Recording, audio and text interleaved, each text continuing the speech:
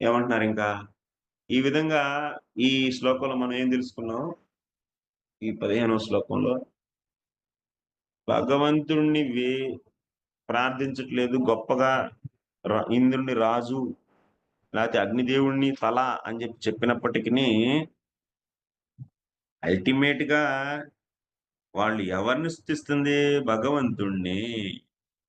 ఎందుకంటే వాళ్ళందరూ స్వతంత్రంగా ఉన్నటువంటి సృష్టికర్తలు కాదు. భగవంతుడు నియమిస్తే వాళ్ళు సృష్టిలో పాలుపంచుకుంటున్నారు. కాబట్టి సర్వకారణ కారకుడు భగవంతుడే. శృతులు మనకి వింటాం. వికారం ద్వారా సృష్టి ఏర్పడింది అని. మార్పులు ఒక దాంట్లో వచ్చిన మార్పుల ద్వారా సృష్టి ఏర్పడింది. మరి ఆ ఒకటేంటి అంటే మార్పు లేనివాడు భగవంతుడు అవుతాడా అంటే అవుతాడు. ఎందుకంటే ఆయన యొక్క స్వరూపం స్వరూప శక్తి ఏర్పడింది కాబట్టి దాంట్లో ఎటువంటి మార్పులు ఉండవు.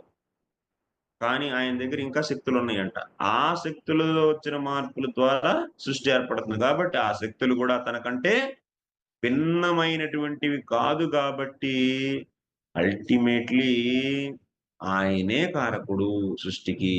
ఆయన ఎటువంటి కారకుడు? ఆయన ఉపాదాన కారకుడు గూడా. ఎందుకంటే ఆయన శక్తి, మార్పులు పొందేటువంటి ఆ శక్తి ఆయన కంటే భిన్నమైంది కాదు.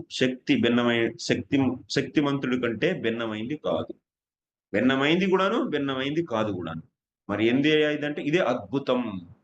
అద్భుత కారణాయ ఈ బహిరంగ శక్తి భగవంతుడి శక్తే, స్వరూప శక్తి భగవంతుడి శక్తే. ఒకటేమో మళ్ళీ ఆయన కంటే భిన్నమైంది, ఒకటేమో భిన్నం కానిది. ఇదేంటయ్యా అంటే ఇదే తమాషా.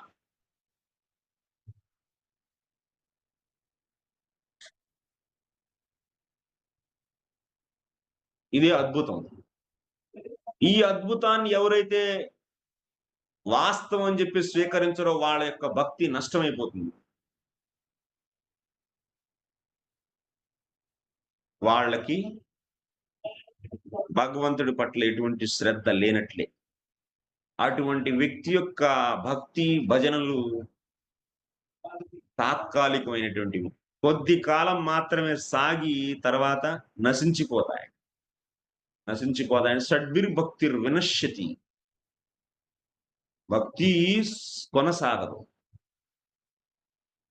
ఏదో ఒక బండిని కొంచెంసేపు తోసొదిలేస్తే కొంత దూరం వెళ్లి ఆగిపోయిద్ది కదా! అలా ఆగిపోదు.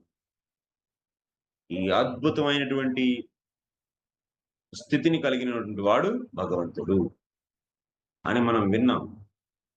విని ఇప్పుడింకా నెక్స్ట్ ఏం చెబుతున్నారు?